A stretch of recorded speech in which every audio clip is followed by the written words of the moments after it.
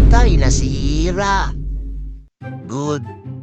Babati pa lang ako pero malungkot ka na dyan, Aaron. Kaya naman pala, wala pang December, may Paraki Road na ice cream na yung customer sa amin. Ganito pala yung feeling pag boss mo nung ice cream, tilapia yung laman. Parang taal na galit yung putik, umuusok-usok pa. Kayanin kaya ng tubig kanal at dishwashing liquid namin to. Dito na yata masisira reputasyon namin. Kasing dilim ko na yung langit, hindi pa kami tapos. Sabi pa naman ni Aaron, may papakita siyang bagong series sa akin mamaya.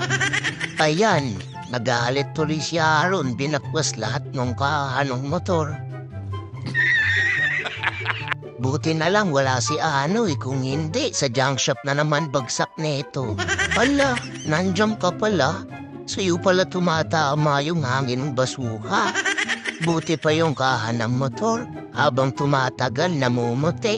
Ako, eto, habang tumatagal, paitim ng paitim. At ayan na nga, pinahira na namin ng sira, nick coating, yung motor, pati yung mga nakabaklas, para tuluyan na siyang masira. Ginamitan namin ng 1 million degrees Fahrenheit yung motor. Ayan, umuusok. What?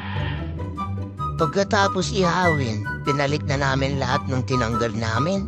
Tara, panoorin natin yung resulta ng pagsira namin sa motor.